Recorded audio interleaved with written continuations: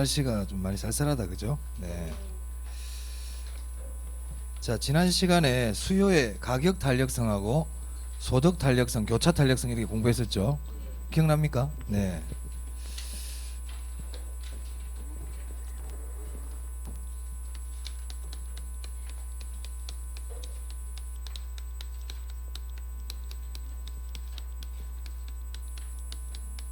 자, 수요의 가격 탄력성은 가격 변화율분의 수요량 변화율이었죠. 네.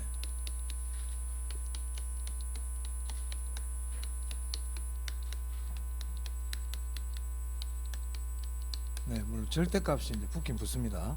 자, 이거 어떻게 읽는다 그랬습니까? 가격 변화율에 대한 수요량 변화율 이렇게 읽는다고 그랬죠. 그래서 수요의 가격 탄력성은 가격이 변했을 때 수요량이 어느 정도 변하느냐 그 정도를 나타내는 거예요. 이게. 자, 이게 아파트가 있어요. 예를 들어서 이게 아파트가 있는데 가격이 변하면 이 아파트의 수요량이 변하죠. 아파트 수요량이 변하죠. 이게 우리가 수요량의 변화 아닙니까? 가격이 변해서 수요량이 변할 때 수요량의 변화라 그러죠. 가격이 변하면 물론 아파트 가격입니다. 아파트 가격이 변하면 아파트 수요량이 변하는 것은 우리가 다 알고 있단 말이에요. 당연한 얘기인데 만약에 아파트 가격이 10% 변했는데 아파트 가격이 10% 변했는데 아파트 수요량이 20% 변하더란 말이에요. 가격이 10% 변했는데 수요량은 20% 변했다. 그러면 가격 변화보다 수요량이 지금 2배 더 많이 변한 거 아닙니까? 그래서 이때 우리가 이걸 탄력성이 이다 이렇게 얘기한다는 거죠. 탄력성의 개념 아시겠어요? 그래서 이 시험에서 우리가 가격 변화율 가르쳐주고 수요량 변화율 가르쳐주고 탄력성이 얼마입니까? 이렇게도 물어보고 가격 변화율 가르쳐주고 탄력성 가르쳐주고는 수요량이 몇 프로 변합니까? 이렇게도 물어볼 수 있다. 이게 지난 시간에 한 거예요. 그래서 수요의 가격 탄력성은 가격 변화율에 대한 수요량 변화율이다. 수요량 변화율에 대한 가격 변화율이다. 그러면 안 된다는 겁니다. 수요의 가격 탄력성은 가격이 변했을 때 수요량이 어느 정도 변하느냐를 나타내는 정도지 수요량이 변했을 때 가격이 얼마 변하는 정도다. 그러면 된다 안 된다? 안 된다는 거예요. 개념을 일단 정확하게 알고 있어야 됩니다. 이게 이제 수요의 가격 탄력성이에요. 그래서 수요의 가격 할 때 지난주에 할 때 만약에 가격이 10% 변했는데 수요량이 하나도 안 변해. 가격은 변했지만 수요량이 하나도 안 변해요. 이런 경우를 뭐라 그러죠? 완전 비탄력이라 그런단 말이에요. 완전 비탄력. 수요의 가격 탄력성이 0이란 뜻이죠. 맞습니까? 가격은 10% 변했는데 수요량은 5%밖에 안 변하더라. 그러면 가격 변한 것보다 수요량이 더 적게 변하고 있죠. 이런 경우를 비탄력적이다 이렇게 얘기한단 말이에요. 1보다 작단 말이에요. 탄력성이. 가격이 10% 변했는데 수요량도 똑같이 10% 변하더라. 이걸 뭐라고? 단위 탄력적이라 그러죠. 탄력성이 1이잖아요. 1. 무슨 말인지 아시겠어요? 가격이 10% 변했는데 수요량이 만약에 15%나 20% 1보다 크더라. 이걸 뭐라 부릅니까? 탄력적이다 이렇게 부른단 말이에요. 가격은 10% 변했는데 수요량이 무한대로 변해버리더라. 이걸 뭐라 부른다? 그렇죠. 그런 뜻이란 말이에요. 이게. 됐나요? 그게 수요의 가격 탄력성이었어요. 그럼 오늘은 수요가 아니고 공급의 가격 탄력성에 대해서 보겠습니다.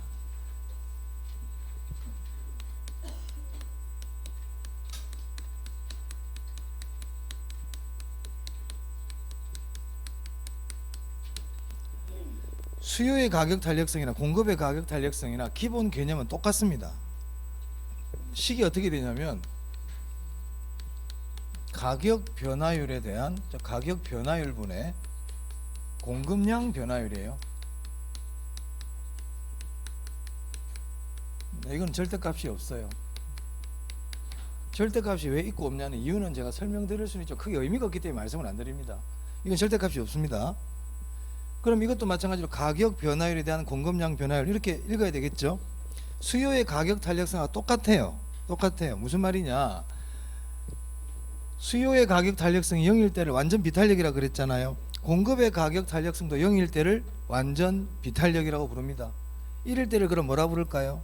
단위 탄력적. 1보다 작으면요 비탄력적, 1보다 크면 탄력적, 무한대면요 똑같아요. 자, 이 경우를 완전 비탄력이라 그러잖아요, 그죠? 탄력성 0일 때 완전 비탄력이라 그랬어요. 이때 수요 곡선은 어떤 형태를 띈다 그랬습니까? 수직이라 그랬죠? 수직이에요, 수직. 자, 탄력성이 무한대인 경우를 완전 탄력이라 그랬잖아요. 자, 완전 탄력적일 때는 수요 곡선이 어떤 형태를 띠죠? 수평이었죠.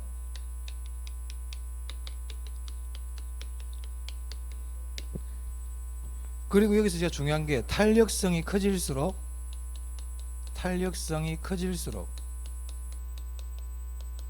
수요 곡선은 더 어떻게 된다? 그렇죠. 수요 곡선은 더 완만해진다.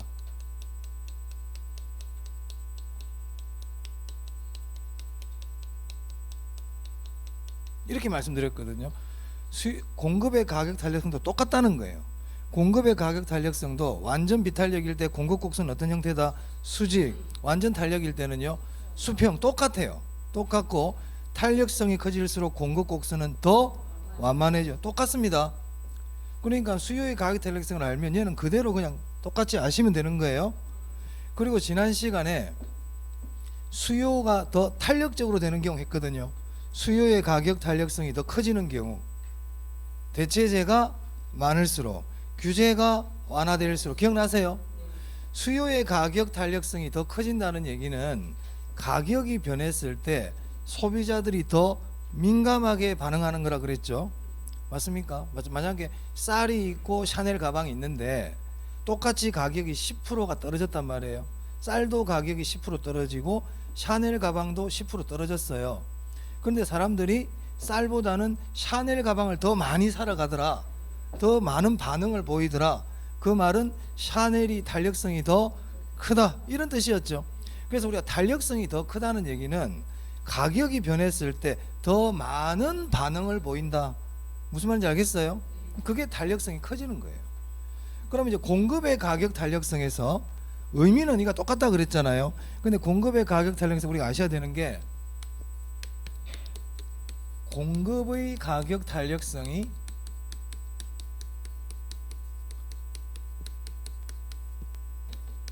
더 커지는 경우를 좀 알아두셔야 돼요. 공급의 가격 탄력성이 더 커진다는 얘기는 공급이 더 탄력적으로 된다는 뜻이죠.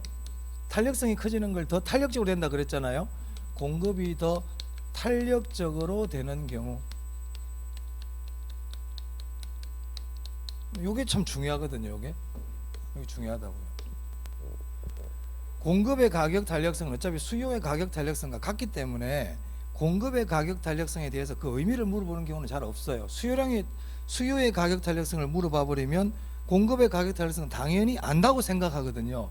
하지만 이거는 잘 물어본단 말이에요. 공급의 가격 탄력성이 더 커지는 경우, 공급이 더 탄력적으로 되는 경우, 요걸 잘 알아두셔야 돼요. 그러면 공급이 더 탄력적으로 된다는 게 무슨 말이냐, 그 의미를 파악해놔야 돼. 자, 우리가 가격이 올라가면 공급자는 공급량을 늘려주죠. 가격이 올라가면 공급자는 공급량을 늘리잖아요. 근데 만약에 가격이 올랐는데도 공급량을 늘려줄 수가 없어. 그럼 그건 탄력성이 커지는 겁니까? 탄력성이 작아지는 겁니까? 작아지는 거지. 그러면 공급의 가격 탄력성이 더 커진다는 얘기는 가격이 올랐을 때 공급량을 늘려주기가 더 쉽다, 이런 얘기인가요? 맞아요. 그래서 공급이 더 탄력적으로 된다는 말을 이렇게 이해하시면 됩니다. 가격 상승 시 공급을 늘려주기가 더 쉽다. 이게 탄력성이 커지는 거예요.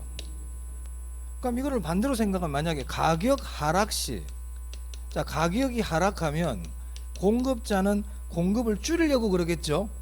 그러면 탄력성이 더 커진다는 얘기는 가격이 하락할 때 공급량을 줄이기가 어렵다는 겁니까? 쉽다는 겁니까? 가격이 하락하면 공급자는 공급을 줄이죠. 가격이 하락하면 공급자는 공급량을 줄이는 반응을 보여야 돼요. 반응을 보이기가 쉬운 게 탄력성이 큰 거거든. 반응을 보이기가 어려운 게 탄력성이 작은 거야. 자, 그러면 가격이 하락하면 공급자는 공급량을 줄여야 돼. 그죠? 근데 가격이 하락했는데 공급량을 줄이기가 어려워. 그럼 이거는 반응을 잘 보이는 겁니까? 반응을 못 보이는 겁니까? 못 보이는 거죠. 그러니까 가격이 하락했는데 공급량을 못 줄이겠다. 이거는 탄력성이 작은 거야. 그러니까 가격이 하락할 때 공급자는 공급을 줄이려고 그러거든. 그래, 가격 하락 시 공급을 줄이기가 더 쉽다 이 말이죠. 요 말이 좀 어려울 수 있어요. 안 그러면 요걸 생각하시면 돼요. 그러니까 공급자는, 탄력성은 이거야. 이 개념을 잘 알아놔야 돼. 탄력성은 어떤 자극이 왔을 때 반응을 많이 보이는 게 탄력성이 큰 거예요. 그러면 가격 상승이라는 자극이 들어왔단 말이야. 가격 상승이라는 자극이 들어오면 반응은 공급량을 늘리는 게 반응이거든. 그럼 가격이 올랐을 때 공급량을 잘 늘려줄 수 있어야 탄력성이 큰 거잖아요. 맞아요? 반대로 가격이 하락했을 때는 공급자는 공급량을 줄이는 반응을 보인단 말이에요. 그럼 가격이 하락했을 때 공급량을 잘 줄일 수가 있어야 탄력성이 큰 거지. 가격이 내렸는데도 아이고 공급량 못 줄이겠네. 이거는 탄력성이 작은 거 아닙니까? 맞아요.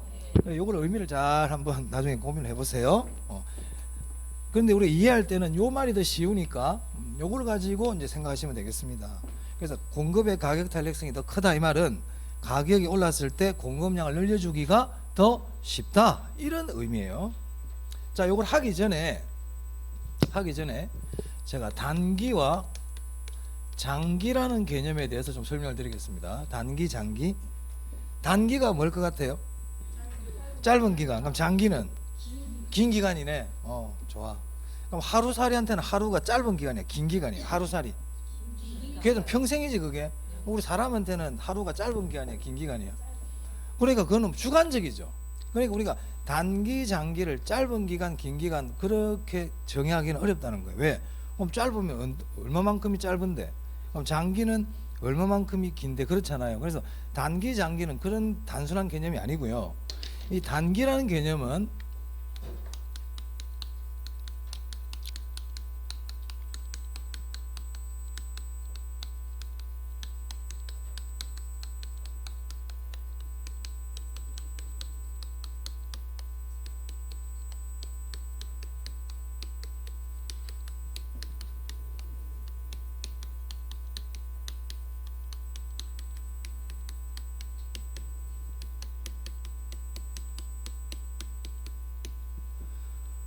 자, 예를 한번 들어볼게요. 자, 울산에 현대자동차가 있잖아요.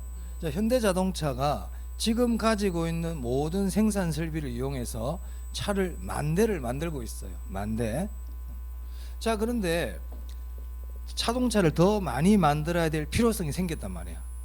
10,000대보다 더 만들어야 돼. 그럼 지금 가지고 있는 생산 설비를 가지고는 10,000대를 넘어서서 만들 수가 없죠. 맞아요. 그럼 어떻게 해야 돼요? 10,000대를 더 만들려고 그러면 새로운, 그렇지, 설비를 확충해야 되죠. 그럼 설비를 확충할 때까지는 시간이 걸려요, 안 걸려요? 걸려죠. 그러니까 이런 설비를 확충하기 전까지 기간, 이걸 단기라 그래요. 그럼 단기는 새로운 추가 공급이 됩니까, 안 됩니까? 단기간에는. 그렇지, 그게 단기의 개념이야. 그 단기의 의미는 원래 이런 뜻인데 여러분 이걸 그대로 이렇게 외울 필요는 없고요. 단기는 신규 공급이 불가능하다. 이렇게 알아두세요. 추가적인 공급이 안 돼요. 그래서 공급의 증가라든지 공급의 감소가 단기에는 안 일어나. 즉 단기는 공급의 변화가 없어. 단기는 공급의 변화가 없다. 아시겠죠? 그런 뜻이에요. 재고 공급은 가능해. 만들어 둔 거를 공급해 주는 거는 가능하지만 신규 공급은 안 된다는 겁니다. 단기는. 그럼 장기는 뭐겠어요? 신규 설비를 갖추거나 새로운 신규 기업이 진입하기에 충분한 기간이겠죠. 이 말은 굳이 안 해도 모르셔도 됩니다. 하지만 장기는 신규 공급이 어떻다? 가능하다. 요거를 기억해야 돼요. 장기는 신규 공급이 가능하다. 단기는 신규 공급이 불가능하다. 됐나요? 자, 그러면 이제 이걸 알았으니까 단기와 장기 중에서 어떨 때 공급량을 늘려주기가 더 쉽습니까? 장기가 당연히 늘려주기가 쉽지. 맞아요. 자, 그래서 첫 번째, 장기일수록 공급은 더 탄력적이다. 이해됩니까? 공급량을 늘려주기가 더 쉽잖아요. 그럼 이 말을 반대로 하면 단기일수록 공급은 더 비탄력적이다. 그렇게 되겠네. 그렇지. 그렇단 말이에요. 자, 만약에 생산기간이라는 말이 들어가. 자, 생산기간이 길 때하고 생산기간이 짧을 때하고 어떨 때 공급이 더 탄력적일까요? 짧을 때. 어떤 물건을 만드는데 하루면 다 만들고 어떤 물건을 만드는데 한 달이 걸려. 그럼 어떤 게 더 공급량을 잘 늘려줄 수가 있습니까? 그렇죠. 생산기간이 짧을수록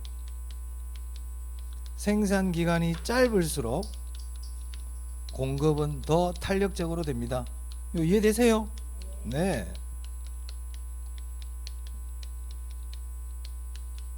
그래, 이 개념을 딱 생각하면 된단 말이야.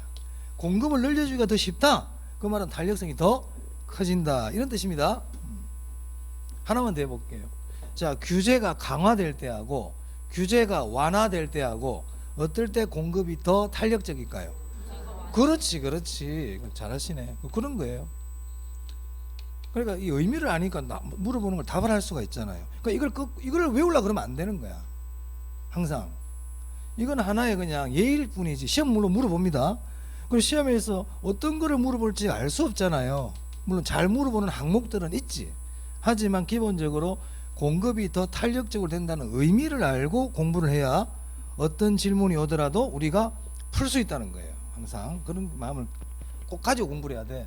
자, 규제가 완화될수록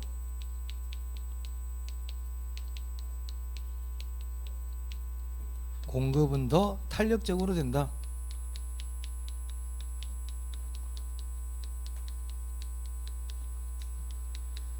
자, 아까 수요할 때 탄력성이 커질수록 수요 곡선이 더 완만해진다 그랬잖아요. 그럼 보세요. 장기일수록 공급이 더 탄력적이라 그랬잖아. 그럼 이 말은 이렇게도 쓸 수 있겠네. 이 말을 바꾸면 단기 공급 곡선보다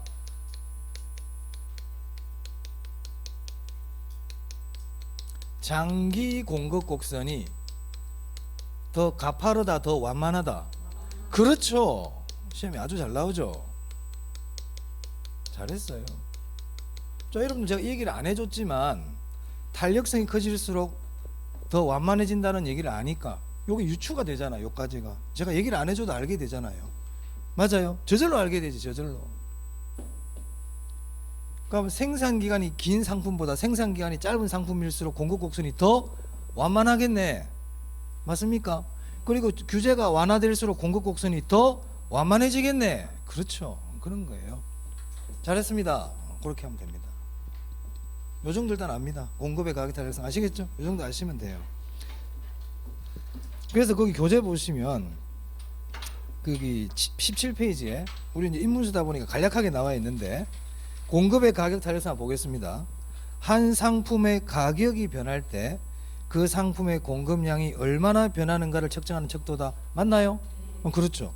그럼 만약에 여기서 가격이라는 글자하고 공급량이라는 글자하고 바꿔버리면 된다 안 된다? 안 되죠. 이걸 싹 바꿔버리면 안 된단 말이에요. 공급량이 변했을 때 가격이 변하는 척도다. 그러면 안 된다. 그럼 공급의 가격 탄력성 개념이 아니거든. 충분히 바꿀 수가 있죠. 싹싹 바꿔놔도 구별을 못할 수가 있거든. 시험장에서 우리가 긴장을 하고 있기 때문에 글자를 바꿔버리면 잘 몰라요. 그럼 어떻게 됩니까? 바꾸는지 안 바꾸는지를 잘 볼 수밖에 없어요. 길을 가다가 여기 맨홀이 있어요. 조심하세요. 얘기해주면 거기를 조심해서 가야 안 빠지죠. 근데 있는지 없는지 모르고 그냥 가다 보면 푹 빠져버리잖아요. 그러니까는 문제를 가격 탄력성 지문이 나올 때는 이 글자를 바꿔놨는지 안 바꿔놨는지를 유심히 신경 쓰면서 봐야 된다는 거예요. 그래서 그런 걸 제가 말씀을 드리잖아요. 그런 걸 조심을 하라고. 수요의 가격 탄력성도 마찬가지입니다. 우리 왼쪽에 16페이지 보시면 수요의 가격 탄력성 맨 위에 의 있죠. 거기도 한 상품의 가격이 변할 때 그 상품의 수요량이 얼마나 변하는가 이렇게 돼 있잖아요. 근데 이것도 가격하고 수요량이란 글자를 바꾸면 된다 안 된다? 안 된다는 거예요. 그런 걸 조심하셔야 된다는 겁니다. 우리 시험은 쉽게 내고 이게 쉬운 거야. 쉬운 문제잖아요. 그죠? 네. 그런 것부터 잘 챙기는 습관을 들여야 돼요. 자, 그래서 공급의 가격 탄력성 보면 거기 밑에 공급 곡선이 있죠. 거기 동그라미 2번 보세요. 단기 공급 곡선은 비탄력적이니까 급하다. 기울기가 급하다는 뜻이 가파르다는 뜻이야 이게. 근데 장기 공급 곡선은 탄력성이 더 크잖아요. 그러니까 완만하다 이렇게 돼 있네요. 그리고 그 밑에 당구장 마크 보세요. 생산에 소요되는 기간이 길다. 생산에 소요되는 기간이 길면 공급량을 늘려주기가 어렵죠. 그러니까 탄력성은 더 비탄력적이 되고 생산에 소요되는 기간이 짧을수록 공급의 가격 탄력성이 탄력적으로 된다. 됐나요? 네, 그런 뜻입니다. 자, 넘기겠습니다. 균형은 지난 시간에 했죠? 했어요. 그러니까 오늘은 어디를 하냐면 경기 변동은 지금 안 해요. 경기 변동은 한 문제 나오기 때문에 넘어가고요. 21페이지 봅니다.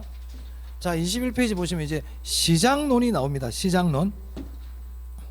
오늘 시장론 좀 하겠습니다.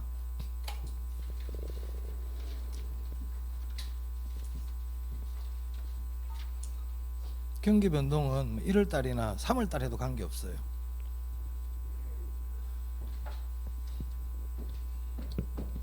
자, 부동산 시장론.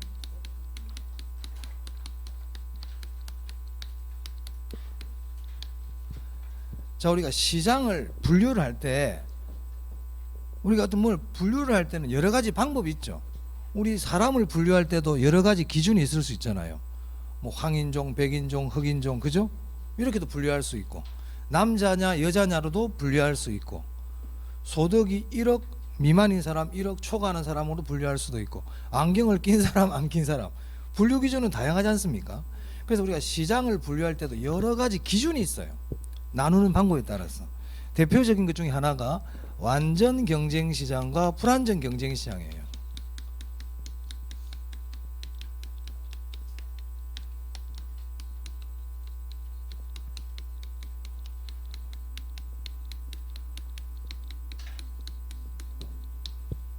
그럼 먼저 완전 경쟁 시장이 뭔지부터 한번 보겠습니다. 완전 경쟁 시장.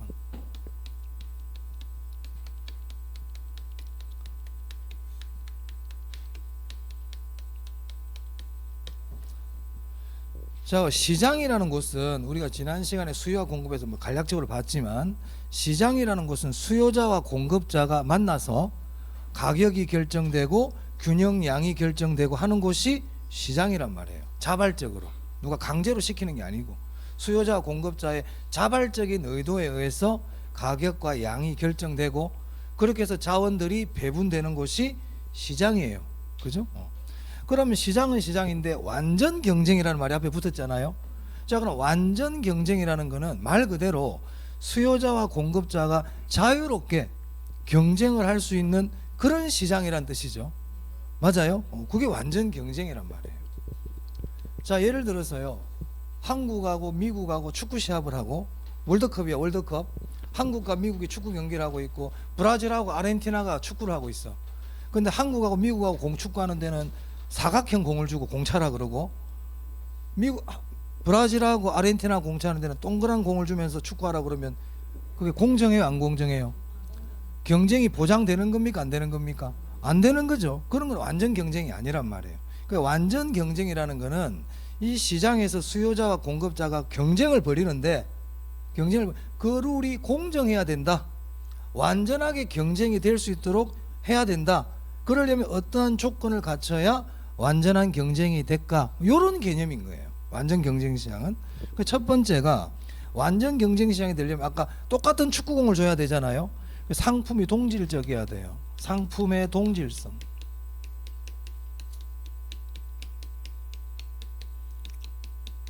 다른 상품을 가지고 거래를 하면 완전 경쟁이 될 수가 없다는 겁니다. 상품의 동질성. 두 번째, 브라질하고 아르헨티나는 너는 공을 잘 차니까 월드컵에 참여하고, 아프리카에 있는 너는 공 못 차니까 월드컵 참여하지 마. 그러면 돼요 안 돼요? 완전 경쟁이 아니죠. 누구든지 시장에 들어올 수 있어야 된단 말이에요. 그래서 두 번째 조건이 시장에 참여자가 다수여야 돼요. 시장 참여자가 다수다. 여기서 시장 참여자라는 것은 수요자와 공급자라고 생각하시면 됩니다. 누구나 자유롭게 시장에 들어올 수 있어야 된다. 참여할 수 있어야 된다. 똑같은 논리로 시장에 들어오는, 시장에 진입하는, 들어오는 진입과 아이고 나 안 해야 되겠어 나갈래 탈퇴가 자유로워야 돼요.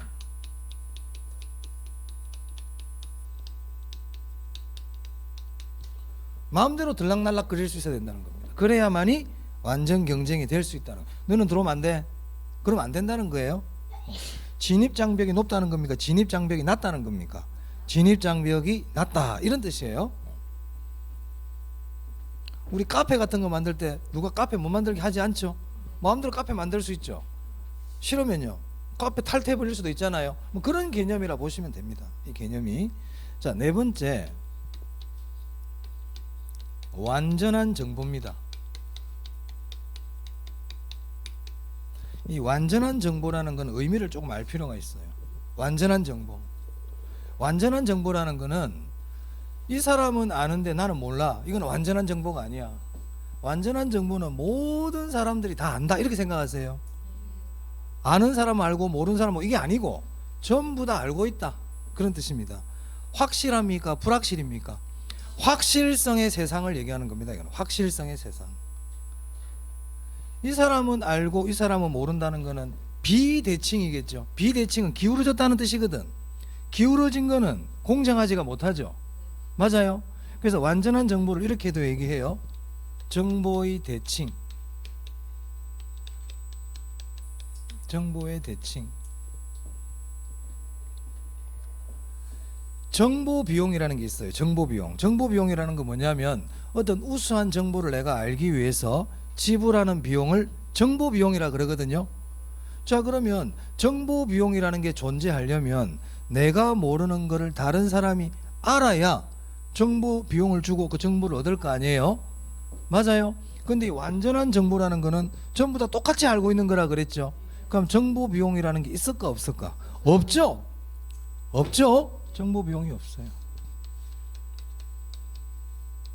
정보 비용이 존재하지 않는다.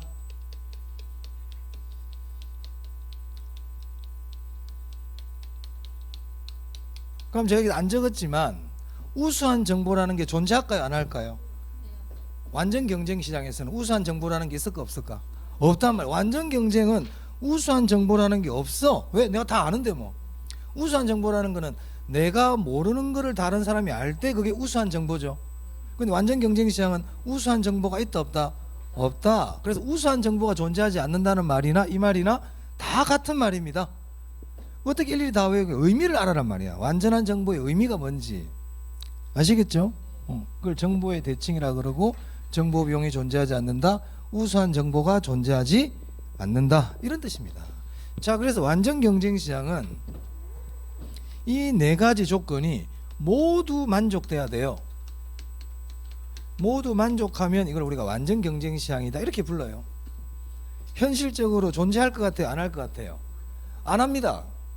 그건 우리가 왜 공부를 하느냐? 현실적으로 존재하지 않더라도 우리가 이론을 공부할 때는 가장 기본적인 가정을 세워놓고 이론을 전개해야 되거든. 현실적으로는 존재하지 않지만 이론상으로는 좀 알아둘 필요가 있다. 아시겠죠? 이게 완전 경쟁 시장이에요. 그래서 이 완전 경쟁 시장이 되어버리면 어떠한 일이 생기느냐? 일물일가가 성립해요. 자, 일물일가 제가 전에 개별성 할 때 말씀드렸거든. 동일한 물건에는 동일한 가격이 형성된다. 일물일가가 성립하고요. 그럴 수밖에 없어요. 다른 가격을 붙일 수가 없어요. 왜냐하면 물건도 똑같지. 시장에 마음대로 들락날락 할 수 있지. 들어오고 나가는데 아무런 장애 없지. 전부 똑같이 다 알아. 근데 어떻게 내가 가격을 더 받을 수가 있겠어요? 맞아요? 초과 이윤이 존재하지 않습니다.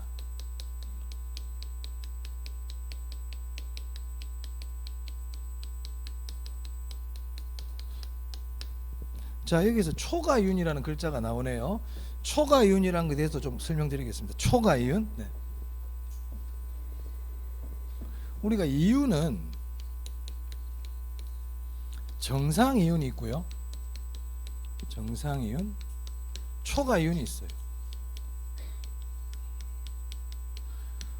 초과이윤이라는 것은 정상이윤을 초과하는 이윤이겠죠. 네, 그렇습니다. 얘는 더 이상 할 게 없고 초과하는 이윤. 그럼 정상이윤의 뜻을 알면 되겠네. 정상이윤의 뜻을. 네. 이것도 의미를 글로 좀 학문적으로 쭉 쓰는 것보다 제가 일단 예를 한번 들어드릴게요. 정상이윤에 대해서. 자, 만약에 내가 조그마한 옷가게를 해요. 옷가게를. 자, 옷가게를 하는데 내가 이 옷가게에 들어가는 비용이 있겠죠. 뭐 임대료도 나갈 거고 인건비도 나갈 거고 뭐 각종 전기요금도 나가고 나가는 게 있을 거 아니에요. 그래서 이런 비용들을 다 합치니까 500만 원이 나가. 500만 원. 그러면 내가 이 가게를 유지하기 위해서는 최소한 500만 원을 더 벌어야 이 가게가 유지되겠죠. 맞아요. 자, 여기에다가요 내 인건비도 나와야 돼요. 만약에 내가 딴 데 가면 한 200만 원 정도의 월급을 받을 수가 있는데 내가 여기 있다는 거는 그걸 포기하고 있는 거 아닙니까? 그러면 내 인건비도 포함이 돼야 되는 거야. 그러면 700만 원은 최소한 벌어야 내가 이 가게를 계속할 의미가 있죠. 그럼 이 700만 원이 정상이윤이란 말이에요. 즉 정상이윤이란 지금 하고 있는 일을 내가 계속하기 위해서 필요로 하는 최소한의 이윤을 뭐라고 그런다? 정상이윤이라 그래요. 정상이윤 개념 아시겠어요? 그럼 이 정상이윤을 초과하면 그때부터 뭐가 된다? 이제 초과이윤이 된단 말이에요. 그럼 우리가 시장이라는 곳은 기본적으로 정상이윤을 얻을 때 그걸 균형이라고 그래. 그럼 지금 균형이다. 우리가 지금 수요자와 공급자가 만나는 점을 균형점이라 그랬죠. 그때 제가 만 원에 10개 이렇게 말씀드렸거든요. 그 균형점은 정상이윤을 얻고 있다는 뜻이에요. 균형이라는 말이 나오면 정상이윤을 얻는 겁니다. 초과이윤은 균형이 아니지. 균형은 초과라는 말이 들어가면 균형이 아니잖아. 그럼 누군가가 초과이윤을 보고 있다 그러면 그건 균형이다 균형이 아니다? 균형이 아니에요. 아시겠죠? 그럼 정상이윤을 보고 있는 게 균형이야 말이야. 그럼 완전 경쟁 시장이라는 건 말 그대로 균형적인 시장이거든. 이 시장은. 그러니까 초과이윤이 있을까 없을까? 초과이윤이 존재 안 해요. 그러면 시장에 있는 사람들은 전부 다 뭐만 얻고 있다?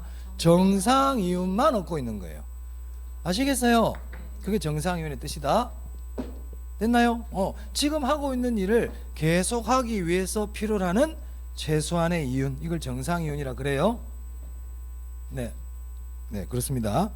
그래서 완전 경쟁 시장은 초과이윤이 존재하지 않는다. 네. 자, 그래서 우리 교재 보시면요, 21페이지에 시장의 형태 가지고 그 박스가 있죠. 자, 왼쪽에 완전 경쟁 시장이 있네요. 다수의 판매자와 구매자, 재화의 동질성, 재화가 상품이에요. 재화의 동질성, 진입과 퇴거의 자유, 완전한 정보, 이렇게 돼 있네요. 맞습니까? 자, 그럼 이제 2번에 완전 경쟁 시장 봅니다. 일물일가가 성립한다고 돼 있죠. 그리고 3번에 보세요. 정보 비용과 초과이윤이 존재하지 않는다. 하지만 정상이윤은 당연히 가능합니다. 정상이윤은 가능해요. 정상이윤을 못 본다는 건 뭘까요? 그거는 정상이윤도 못 얻고 있다. 그건 무슨 뜻이야? 손해보고 있다는 뜻이야. 그게 무슨 말 알겠습니까? 그래서 초과이윤이 없다는 거를 손해보고 있다 그렇게 하면 안 돼. 초과이윤이 없는 게 손해보는 게 아니고 정상이윤을 못 보는 게 손해보는 거야.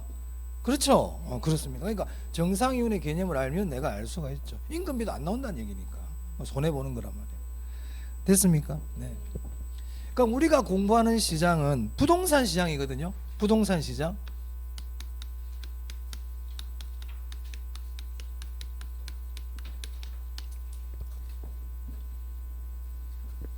부동산 시장이 중요하지. 완전 경쟁 시장은 뭐 시험보다는 그런 거구나 기본적인 개념만 아시고. 자, 그럼 부동산 시장은요.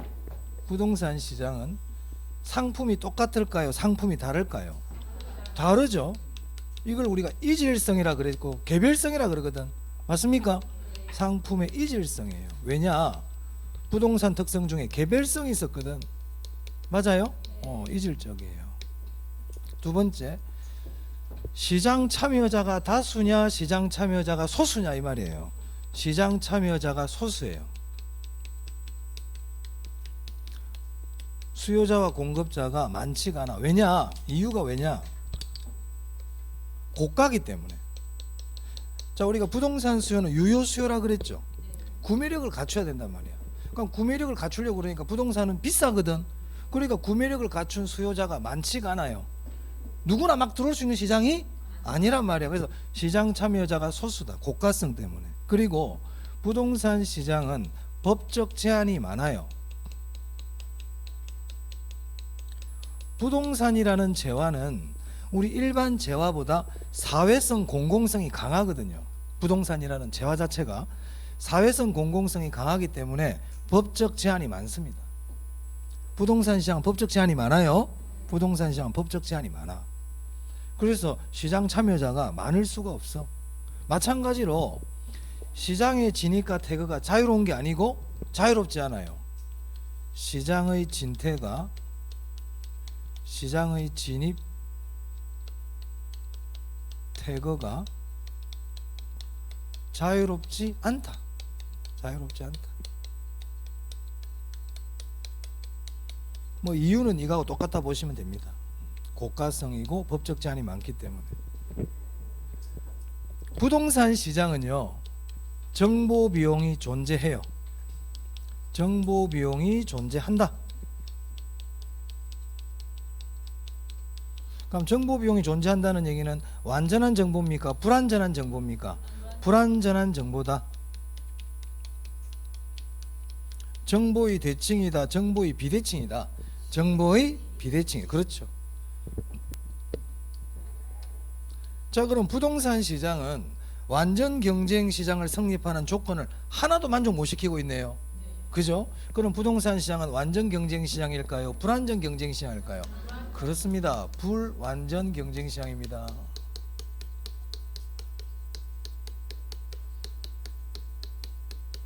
그래서 부동산 시장은 불완전 경쟁 시장이다. 이러한 것들 때문에 이렇게 정리를 해놔야 됩니다. 됐어요? 네. 요거를 잘 알아놔야 되겠네. 우리는 부동산 시장을 공부하니까. 자, 그게 우리 교재 21페이지에 표에 보면 오른쪽에 불완전 경쟁 시장이라고 되어 있잖아요. 이게 이제 우리 부동산 시장이 불완전 경쟁 시장이죠. 그래서 그 밑에 1번 보세요. 부동산 시장은 불완전 시장으로 분류된다. 그죠? 그리고 그 뒤에 거는 뭐 참고로 보시면 돼요. 학문적으로 연구하고 분석할 때는 뭐 완전 경쟁 시장이라는 게 있다, 뭐 이런 뜻이니까 신경 안 쓰셔도 돼요. 부동산 시장은 불완전 경쟁 시장이다. 이러한 이유 때문에. 자, 그 다음에 그 밑에 보시면 부동산 시장의 특성 보입니까? 네, 그거 한번 볼게요.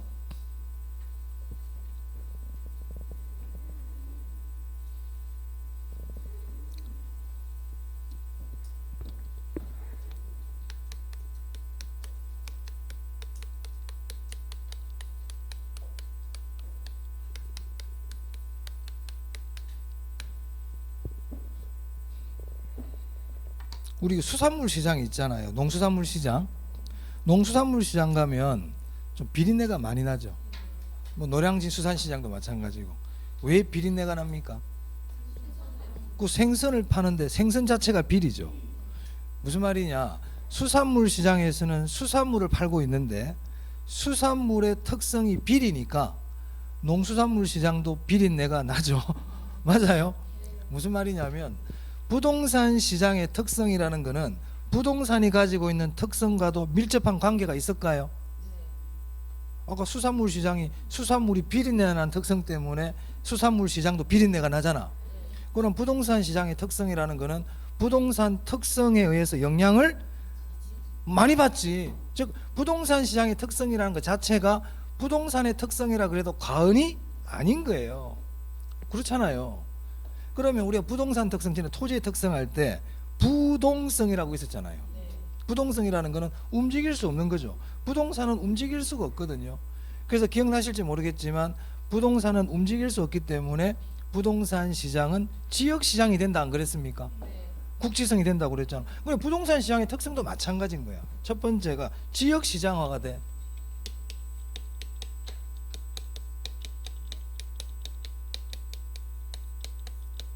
국지화가 된다는 거예요. 그래서 지역시장이 되다 보니까 뭐 대표적으로 지역 간 수급 조절이 쉽다 어렵다?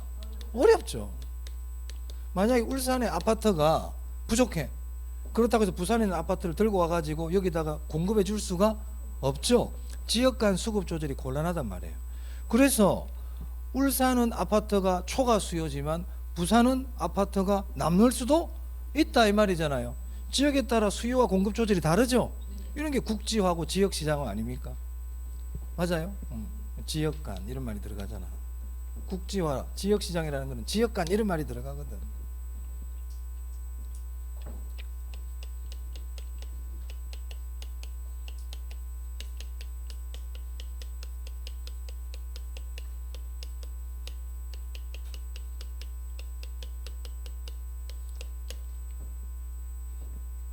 여러분 뭐 사과나 뭐 귤 있잖아요. 사과와 귤을 보고 복산동 사과시장, 신정동 사과시장 이런 말 씁니까?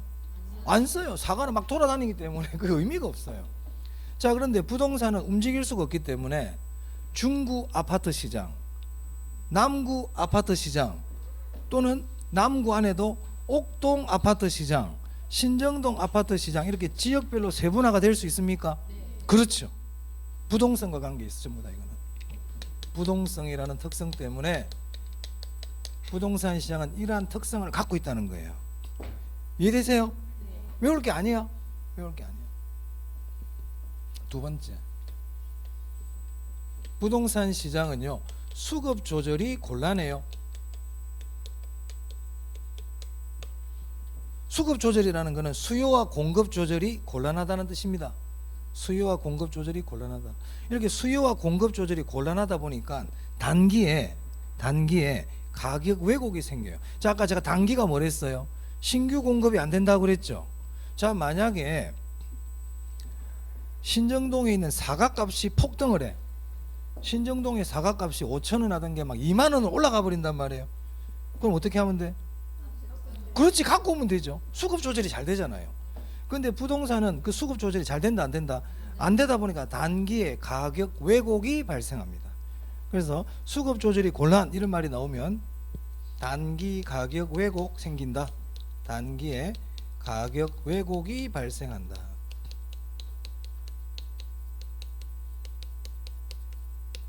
단기에.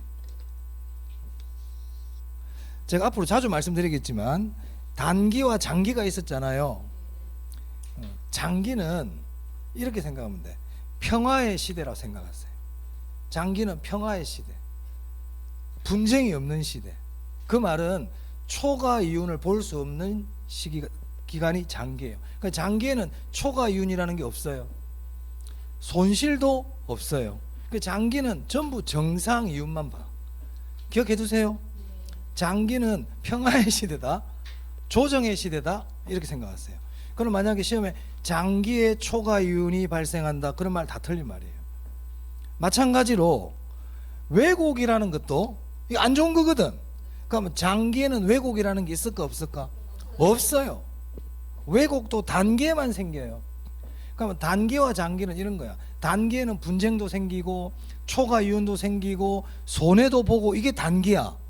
근데 이게 장기로 가면서 단기에 발생했던 모든 문제들이 다 해결해 버리는 기간이 무슨 기간이다? 장기예요. 그래서 장기를 긴 기간 그러면 안 된단 말이야. 이게. 장기는 긴 기간이 아니야. 장기는 단기에 있었던 여러 가지 시장의 문제점들이 치유되는 시기가 장기라는 겁니다. 아시겠어요? 그래서 장기에는 초과이윤 없어요. 장기에는 손실이라는 것도 없어요. 장기에는 왜곡이라는 것도 없어요. 아시겠죠? 장기는 균형을 잃어버리는 시기거든. 장기는 균형이 잃어버린단 말이에요. 단기 균형은 일시적이거든. 그건 깨질 수가 있어. 단기 균형은. 하지만 장기 균형은 최종적으로 균형을 이루는 시기다. 그렇게 이해를 해야 됩니다. 단기에 가격 왜곡이 발생할 수 있습니다. 자, 하나 더 해보겠습니다. 제가 토지의 자연적 특성할 때, 개별성할 때 부동산은 전부 다 다르기 때문에 상품의 표준화가 된다고 그랬어요? 안 된다고 그랬어요? 표준화가 안 된다고 그랬죠. 상품의 비표준화, 시장의 비조직화,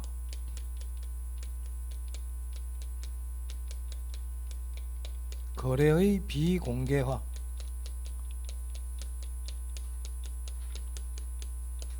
네, 이것들도 다 부동산 시장의 특성이에요.